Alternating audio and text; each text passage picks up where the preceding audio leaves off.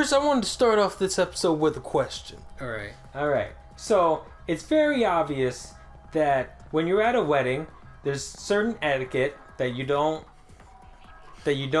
portray, and proposing to your girlfriend at the time is one of those things that you don't portray. I've heard about this. Yeah, you don't propose to your girlfriend at another person's wedding. Right.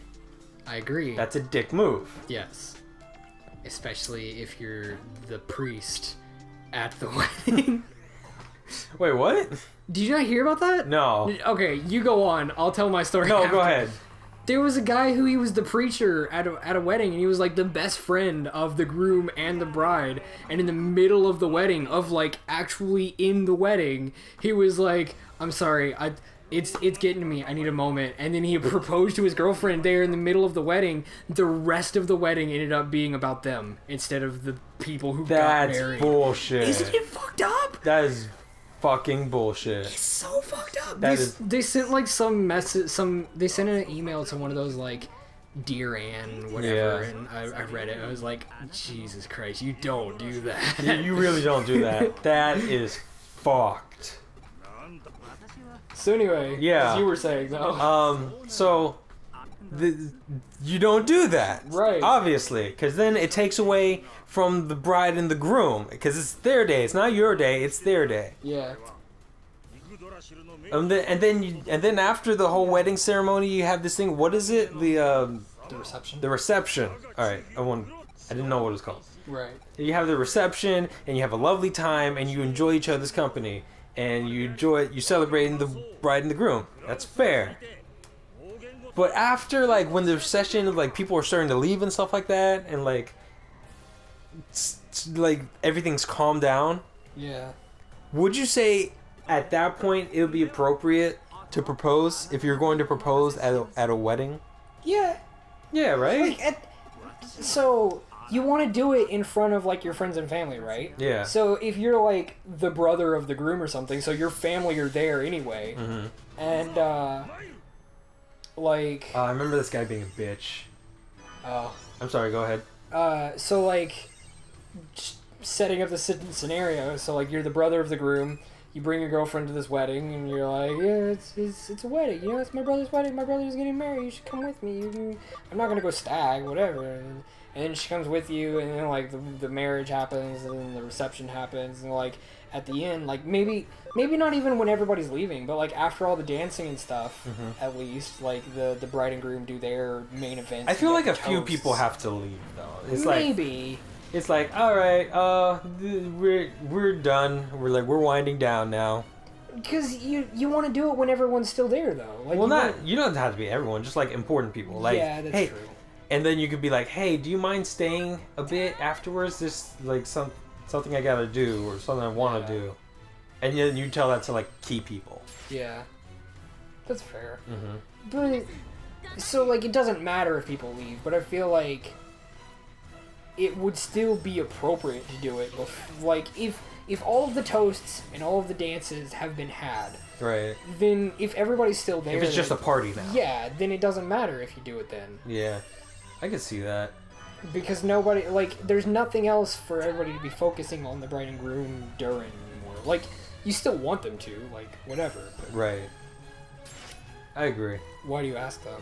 I'm gonna be honest. I've been watching a lot of Rooster Teeth podcasts. Yeah. And that subject came up of like, you don't propose to someone at another person's wedding. I'm like, I agree, but I feel like there's might be an exception to that.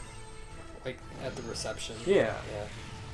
Cause like you're all in the wedding mood, so you're like, hey, if you like this event, come see this other one in 2 to 3 years. Yeah, exactly. The wedding that I went to was pretty great. Oh yeah? Yeah. Oh yeah, that's right. You went to a wedding the weekend after we went to Oklahoma. Yeah, it was pretty good. How was it? Molly's wedding going crazy. I know, right? Talking to the microphone, buddy. I'm sorry. I'm trying. I was having fun with your dog. Anyway. Hey. You have to. Fuck it. So. I don't know. It was just pretty. Like it was at this like little ancient, like, historical house that was built back in, like, the 1800s up in Fort Worth. And it was like a small, low-key thing. There were maybe, like, 40 people there. If Oh, Tom Hiddleston was there? Do what? Tom Hiddleston was there? Low-key. Oh. L-O-W space K-E-Y. The way you said it is like, oh, I'm just... Fuck you for even making that joke. You know how many times I've seen that on Tumblr? Oh, really? No, the imitating you. Okay, I see. But, yeah, you had fun? Yeah, it was fun. Yeah? And then my mom and I went to the Fort Worth Water Gardens. Oh, yeah? How was that? It was fun. What'd y'all do there? It's just it's a architectural, like, art piece, basically. Okay. Like, it's just, like, a stair-stepping thing with all this water going into it. Mm-hmm. And there are certain blocks that you can step on to go down into it. And there's just, like, you're basically surrounded by man-made waterfalls. And it's cool.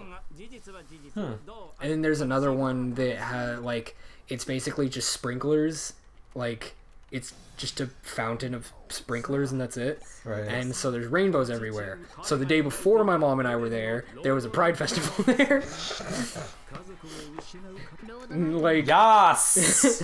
Yas, Mother Nature, yas! Be green with me! Be green with me? Yeah. I got you, cause nature. Yeah. And then all the other days will be all the other colors of the rainbow. Oh, I got you. Yes. Are we being like homophobic or something? No. No. We support gay people. Yeah. We support it. And we're not like I don't know. No, we're not. I just think we're being stereotypical.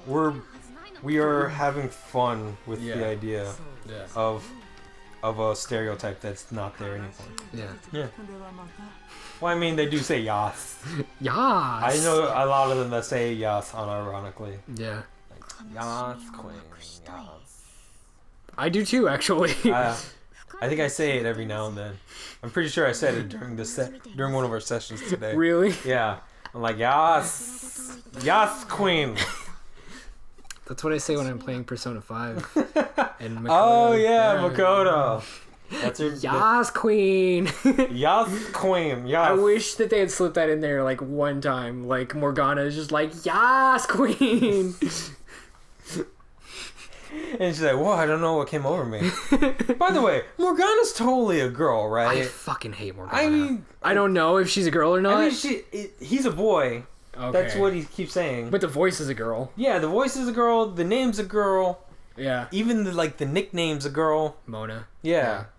I fucking hate Morgana. What's wrong I with realize Morgana? that they made their amends, but just like the whole running off and being like, fine, if you guys don't want to take this seriously, I'm gonna go do it on my own. And then we're like, wait, but we need you. And she's like, no, you don't need me. I'm gonna go do it on my own. I'm gonna go mope over here. Whatever. Ugh. Well, Morgana was upset that she felt unappreciated. We needed her. Yeah, but you remember what Ryuji said? Ryuji's an asshole. Of course he's an everybody asshole. in the group knows that. Everybody else. Except was- Morgana, apparently. Morgana's the one that makes fun of Ryuji literally the whole time. Like, ever since you meet Morgana and Ryuji, like, the entire time, she's like, oh, Skull, you're such a fucking idiot. Like, that's their dynamic. Yeah. But, I mean, it still hurts whenever people are like... Whenever you I don't know. I guess it was like Ryuji who like really pushed her. Maybe.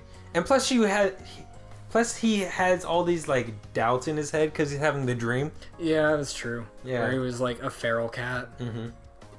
And so he's like, it's getting to him. And he wants to be human, but he has no idea he actually is human or not. Do you think Will Ferrell was a feral child? I don't know why, but I'm thinking about like a child, Will Ferrell, but he's not a child. He's just like an adult in my head. But like you can't imagine a child Will Ferrell. He's just Will Ferrell always. And then like he's just like naked, like sitting on like ripped up newspapers in the kitchen.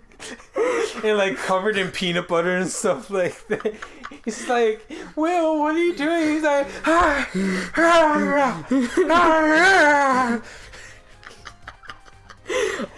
I'm a gator, mommy. I need that to happen now. I need Will Ferrell to do some kind of sketch comedy where he's a feral child. Get it, gator. He's a gator. He's a gator? He's a gator, because that's what he was in the other guy. Oh. What's his name? Sorry. No, it's fine. Oh, wait, hold on. I only saw that movie one time. I just saw that it said Persona. What? They said Persona. And they're talking about different masks.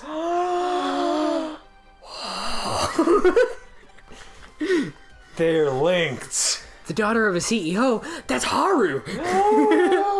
The leader of a hacker team, that's Futaba. Futaba, I mean.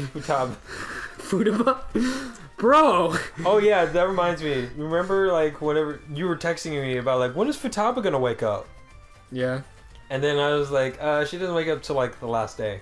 And then you were like, yeah, sorry, Medjed wins that one. Yeah, fuck you. She's Medjed. Because I was actually kind of freaking out on that one. I was like, no, what am I just gonna be forced to lose this one? But what about the thing that Sai said earlier? Like, what's going on? Oh, that was funny. It's not gonna take on some cases. I was also kind of freaking out because I was like, am I gonna have to do 2 palaces in a month? That's not fair. Yeah, that's what I thought at first too. Yeah. Like, one for Futaba and then the other for Medjed. Like Someone at Medjed. You have your ultimate palace that you have to do, but you have to stop by this other palace to do that one first. Yeah. And they're like, oh, but if you take too long, you won't be able to finish this other palace and then you'll lose the game. That would be an interesting dynamic, but It that would didn't suck, happen. though. Yeah, kind of. Especially if, because I don't know this for sure, but does it only send you back like a week if you run out of time? I think so. That's what I read. So if you finish one palace and you only have like a week left to do it, and then you don't have enough time to do it, so then it sends you back a week again, then you're stuck in the same place. Yeah. That would suck. What's going on? Well, What? it said, I'll pretend I didn't read that last part. What was the last part? I skip over this stuff so much, Yeah. dude. Fuck it. Bro, I haven't been paying attention this entire episode. I'm just having fun. You know? Wait, What? I totally don't remember what just happened in this episode right now. Like what we were talking about? No, Or- I don't remember like what just happened. What was I just doing? I don't know. I have no idea. I'm assuming you had to go look at that bulletin board in order to get this thing. Yeah. Knock-a-nose. Why are we working on... Like, we should be dealing with the Royal Knights and the fucking dragon. I think this is one of the last quests. Ah, fuck, it's these guys. It's the occult guys. Fuck you. Hi, have you... No. Have you fuck met that. our dear Lord and Savior Satan? I think, okay, I know what happens in this one. This was like the last one they do. Apparently, they've been hearing groans in the Nakano Broadway. Wait, is the maid a guy? No, the maid's a girl. Oh, Why? the chin looks like a guy chin. I don't know. So? They all have the same chin. No. No, 'cause look. Girl chins... Guy chin right there. Girl chin right there. And then she's gonna move her hand. No. It's a subtle difference, all right? No, because guy it's not that chins, subtle. the guy chins are a little bit rounded, a little bit more rounded, and the girl chins are more pointy. All right, like it's a very subtle difference. So you're gonna assume that the girl is a guy based off of Her chin, her chin. totally ignoring the boobs. But it looks like a dude, ignoring the boobs.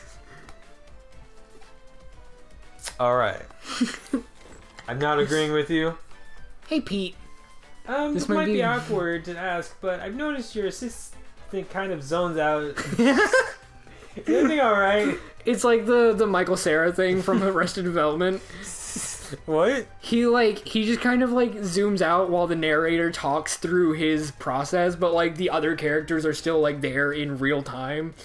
So it's like the narrator is like, maybe is he can't say this because maybe we'll learn this. So maybe the riskier choice is to tell the truth. But then his dad is standing right there, so he can't. And his dad and maybe are just staring at him, like waiting for him to answer.